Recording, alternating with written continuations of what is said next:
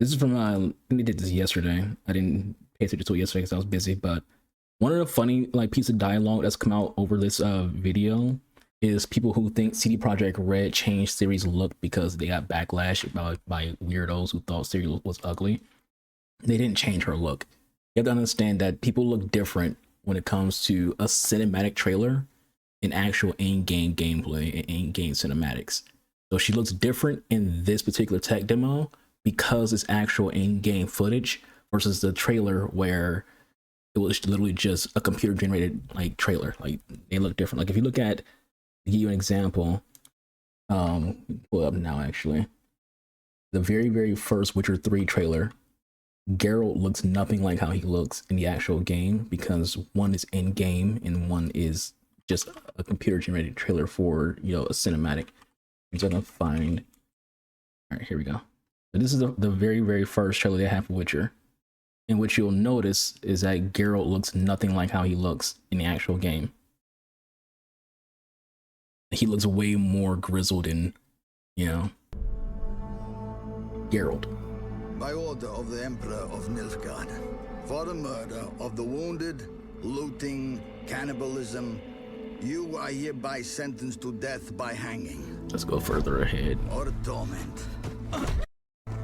Alright, so you got Geralt of Vesemir, R.I.P. to Vesemir's voice actor. He died, I think, 2 years ago.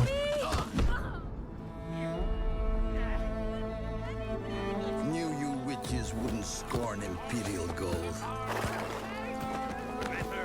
Tough hunt. Tougher than yours, that's certain.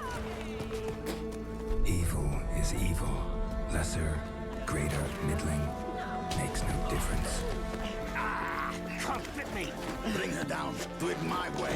Like that? The general point I'm trying to show is just cinematic versus in-game footage. So that's how Geralt looks in the trailer. He looks nothing like this in-game. At all. Anyone who played Witcher 3, even on the highest graphic settings, he looks nothing like that. Why does he look different in this versus the actual gameplay? Because this is a cinematic trailer made just with computer graphics. They're not using the actual game. It's the same thing when it comes to Siri. In this video for Siri, this is the announcement for Siri, she looks different compared to how she looks in the actual gameplay trailer, and it's for the same reason. It's a video. So we can get too serious. Tonight, notice how she looks. A wild moment to pause. Run! So people said she looked ugly. This is a cinematic trailer. This isn't gameplay. This is gameplay. This is the actual PS5 gameplay footage of Witcher 4. Let's watch it. So she looks different. Muted, by the way, when it comes to this video. I mean, this tab. So they didn't change her look. It's just one is in-game graphics and one is just a computer-generated CGI trailer. This is a Don't be dumb as fuck and think that they actually, because I'm saying this right now, CD Projekt Red could give no fucks about weirdos going, she doesn't look attractive enough. They could care less.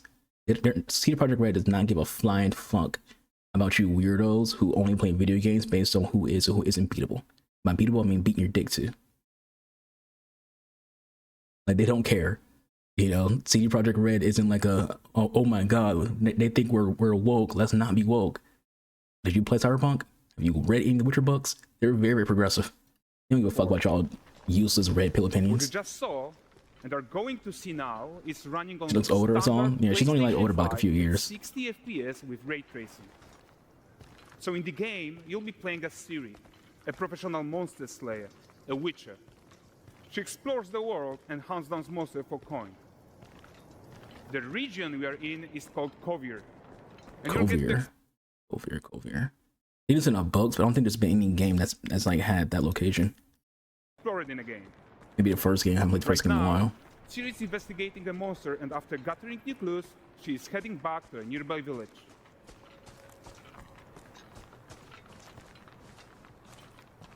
All right, everyone, meet Kelpie.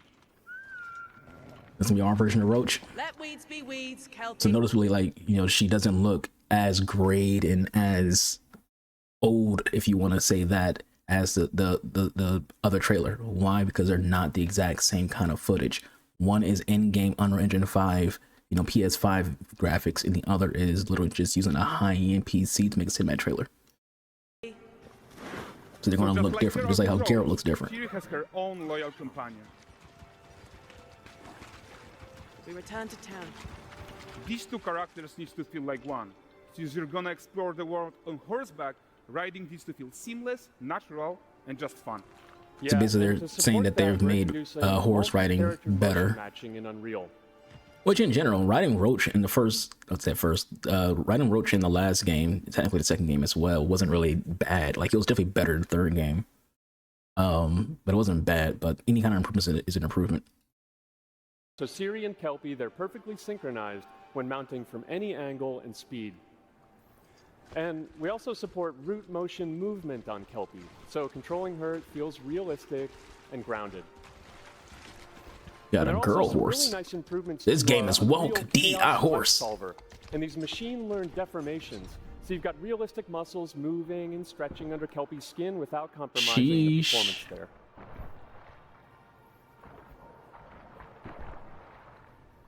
So if you think to yourself, why is this important? This is a tech demo too. This isn't just Witcher 4, PS5, video. This is also meant to be a tech demo to show how good Unreal Engine 5.6 is.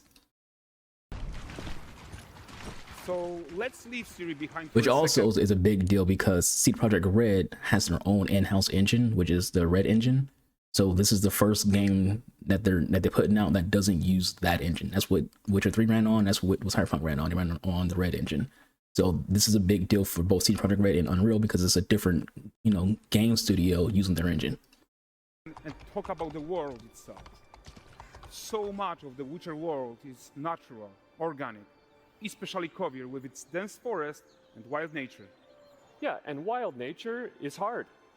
And I can imagine that they're going to take a lot of great use out of Unreal because CD Projekt Red has always been very, very keen on fine detail of their visuals. Like even Witcher 2 to this day looks better than some games that come out right now. There's games releasing right the fuck now this month that don't look as good visually as Witcher 2. We freed artists from so many old constraints. But we don't want to rest until everything we do in Unreal has that same spirit of freedom. There's always more work to do. And foliage is a huge piece of that foliage puzzle. though. So we are excited to introduce nanite foliage. The fuck does that mean? In order you freaking Iron Man? Nanite. Over here using nanite foliage? Fucking Iron Man in here? Using nanite technology to do shit? Just foliage density everywhere, while still being memory efficient, fast to render, we believe that a new idea was needed. So instead of the same card approach we've been using for the past 20 years, artists should be free to take a nanite approach to foliage. Are y'all at the house listening to me? It's kind of weird just walking around public and they're just like, oh, who the fuck? And what the fuck? Old LOD tricks of the past, you guys over there cursing. A complete rethink. It's just my friend on Twitch. New adaptive voxel representation in nanite. It's volumetric, it's fully 3D, it is super fast to render. And these dense clusters of triangles turn into these cubes, which at a distance, they're no larger than a pixel, and they react to the changing light of our dynamic sun and our shadows, and they allow artists to render whatever amount of foliage is needed to achieve their vision without compromise. And no compromise means... So that line, without compromise, is basically them saying we can do this technology without having the file size be incredibly large and without any drawbacks to the graphics and drawback to the frame rate. Now the game will probably still be over 100 gigabytes, but it's the difference between 100 gigabytes and 250 gigabytes like Call of Duty or GTA, but basically that it just means, hey, you can do this stuff without your frames dropping like crazy and without your graphics looking like shit in the process. Because sometimes when games have like all these advancements, when they're doing certain things, you would noticeably see like your frames drop, or you might see some textural pop-ins, things like that, because your graphics card isn't strong enough to like handle what the game is doing. It's not really your graphics card fault. It's more just optimization of the engine and optimization by the developers that makes it do that. So they're basically saying like, hey, our engine is optimized to be able to allow us to do these things without compromising your graphics card. When it comes to bringing our vision to life with incredible visuals. But more than that, together with Epic, we created faster way to load the world.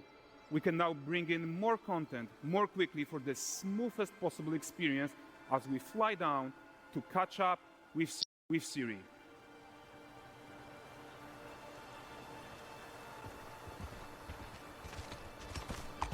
Makes me wonder if like the distance between the start of this video and getting to this location was someone else on a different, like, you know, monitor playing the actual game while they did all that talking while she's riding, because it probably takes a long time to get from one location to the next.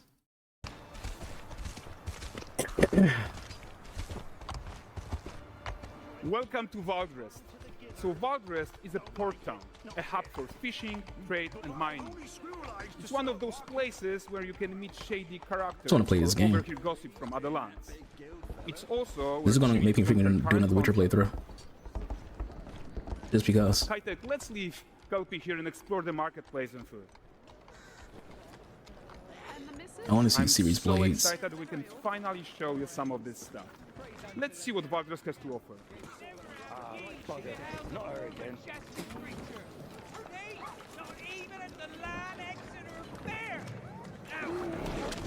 It's a bar.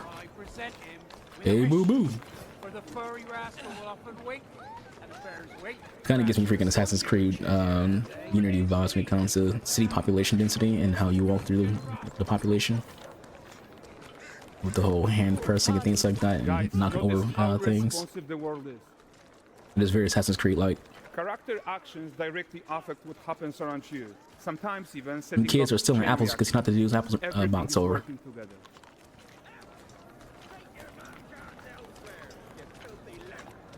You call him filthy. Oh, look at this poor He gentleman. getting the Fresh Prince being taught treatment. how to fly by Uncle an Phil and ancient Jazz. Fill his That's what ass out. happens when you cheat at Gwent. He said he cheated at Gwent. Means Gwent's coming back, obviously. It's time to duel. Okay, so this is the guy who gave the series quest his own. Like you probably suspect, he has his own agenda in all of this. You're off your tits again, Wilfred. Get your ass up.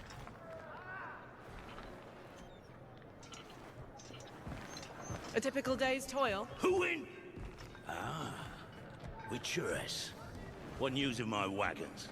No eternity is taking that damn salt to arrive. Call her a I witcheress. found them. I think they ever referred to Well, witchers who are suffice ladies to as say, as they'll not just reach you. witchers.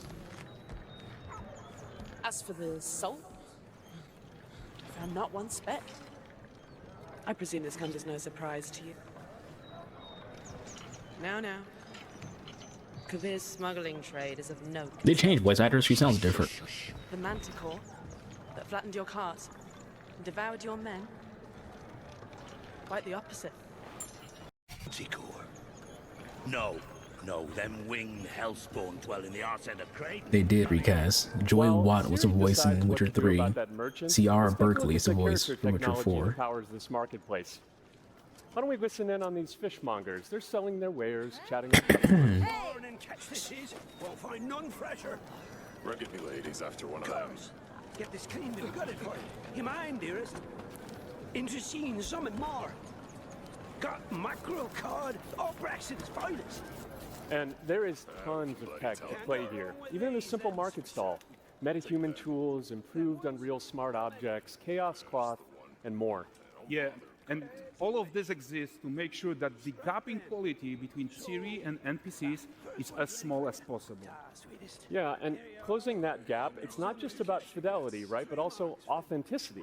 They should react to changes in the world around them.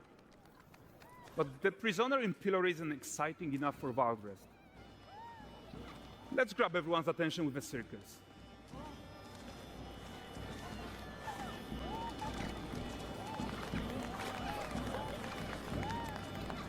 But the great performance deserves a huge crowd though. Let's crank it up.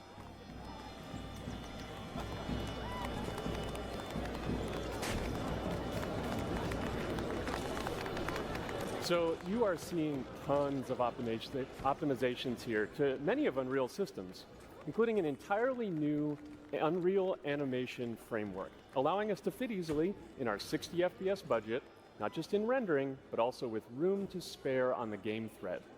Over 300 animated skeletal mesh agents all going about That's their it. business. Very, very Assassin's Creed And Unity the vibes whole when it comes to point population is to leave density. breathing room for developers like It's important to you. remember that the reason why Unity was so buggy was because of population density. wasn't properly optimized, and at that time the technology for that kind of stuff was not great. So it caused that game to have the issues that it had because the Ubisoft were kind of ahead of the curve in how they populate their cities. So now I wouldn't have that fear because technology is definitely advanced enough so where they can definitely do this without the drawbacks that Unity had. To introduce the gameplay and the systems that your players expect, empowering you to make your worlds come to life without Unreal standing in your way. You are right. That's the open world RPG that we're making. The But fuck? before we wrap up, how about one final check-in with Siri?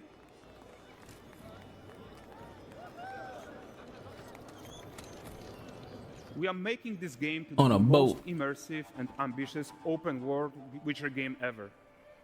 And we are making this a reality thanks to our work on Unreal with the team at Epic.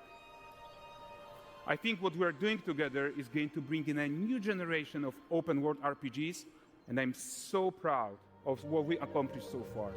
We are too. So we're almost done, but before we go, here's a small gift for all Witcher fans. A first look at Lanexeter. This is massive, bro. Is that a dragon? Onward, Kelby. We've worked.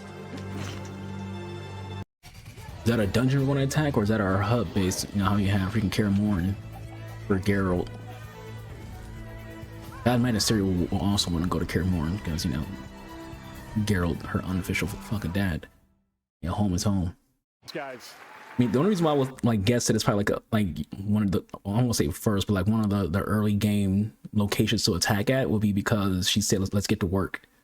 So that's for me take a assumption that it may be just the first main mission where you're dealing with a big baddie. It's even the music in the background sounds a little evilish. There's a little bit of a hint of music in the background, but it could, like I said, she could be on a whole other continent where Kaer Morhen isn't located, so it could just be a hub area. Seriously, it looks amazing. And we've also barely scratched the surface of what's coming in Unreal 5.6.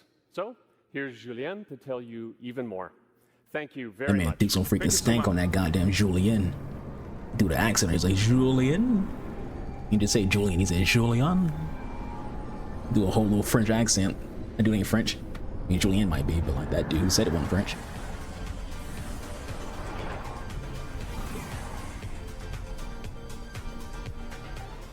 Julien Marchand. Hey everyone, great to be here in Orlando. I spent a Now, lot this is off topic, but his last name and then those colors, started seeing red. Started seeing red. Those who are sports junkies, There's a guy who played for the Boston Bruins, Marchand. What do Bruins wear? That color scheme. of time on this demo, so I'm happy I'm a Red to Wings go on fan. to talk Fuck about Boston. what went into the 5.6 release. An open world like that was just the perfect content to focus on our main goal for the release, which was performance. We want the engine to scale to large and rich worlds. We want to preserve graphics quality. And of course, we want to deliver high frame rates that you and your players expect. So let's check it out, starting with rendering. If you all remember, when we released Nanite with UE5, it supported static geometry. Last year, we brought skinning to Nanite. And now, we're working on Nanite foliage. The only way to have a forest that looks as good as this one is to use 3D geometry for all parts of the trees, just like we do for everything else. However, this is a crazy amount of fine geometry, so we had to rethink how trees are created and displayed. To create them, we developed Nanite assemblies. These 28 little parts that you see are all that we use to build all the spruces from the forest. They are instanced thousands of times and used like building blocks to assemble trees in different ways. And as you probably noticed with the wind effect, they even support skeletal animation, which runs on the GPU. Thanks to assembly, we greatly reduce the storage, the runtime memory, and the rendering cost. Then, to display an entire forest, the challenge was to preserve fidelity and performance from any distance. Let's check up close the level of detail we're talking about here. Is not the most efficient when far away due to the amount of overlapping. And that's why we made an adaptive voxel representation. But in reality, you'll never see those voxels this close, since when we move the camera back, they're barely a pixel. Nanite foliage is almost done. We are moving it to the main line as we speak, and it will be available for everyone in 5.7. Another thing I would like to share is that ray tracing and lumen now run more than twice as fast, with no visual trade-off compared to when UE5 was released. And because of that, we can now hit 60 FPS on consoles. And finally, we rewrote the rendering pipeline to run asynchronously so you can increase the richness of your scenes even more. Now let's talk about chaos physics. For chaos physics, we improve our cluster constraint solution. Chaos emeralds. This removes a lot of collision evaluation when garments are piling up and interacting with each other. Even for complex setup like Seriescape, we hit a sub-millisecond budget on PS5. With Chaos Flesh, we introduce procedural muscle activations to make deformation and motion more natural. Your artist will still have control over tetrahedral simulation and train ML models that run fast in real time. We now support the baking of fluid surface data into lightweight assets to be played back at low cost. This is going to give you high-fidelity water without the performance cost of real-time fluid simulation. For animation, we work on both performance and fidelity. Here, you can see how Siri and Kelpie match up in their interaction. Well, that works no matter the angle of approach. That's our Modes character motion matching solution. We also cool shit. Motion matching in people who just play video games, this kind of dialogue means nothing to y'all, but people who want to understand like the ins and outs of game design and game development, shit's cool as hell to you. If you're like an actual like data nerd and you love this stuff, this is pretty cool as well. Layer of animation driven by physics in control rig. We used it in Kelpie's rig to drive the mane, the tail, and the saddlebacks. Integrated into our new Unreal Animation framework, which we are releasing as experimental in 5.6. We built it with performance first in mind. Animation evaluation are now running in parallel off the game thread, which was our bottleneck. And for the other character systems that are just as costly, like movement, avoidance, state tree behaviors, we also move them to worker threads.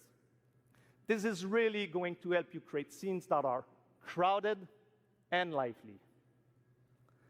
Streaming has always been a big deal regarding performance. And the three biggest improvements we made are physics state creation, which now runs async, improve runtime PCG for ground scatter on GPU, and a new FastGeo plugin to stream static geometry. And just to take a different example, in City Sample, the streaming time was cut down by 90% while moving at high speed. We focus on a lot of areas for performance in 5.6, and mobile is no exception. We work on better defaults and scalability settings for mobile and minimize the default package size. We also improve our workflows with a UI refactor of the viewport toolbar and content browser, an on-device iteration workflow, and a mobile preview solution. So there you go. Unreal Engine 5.6 is all about performance, and it's available today. Nice, nice, nice. Please all cool. Beginning to end, the Witcher stuff was cool, but also even the tank demo stuff they just showed was also pretty cool. Was also pretty cool.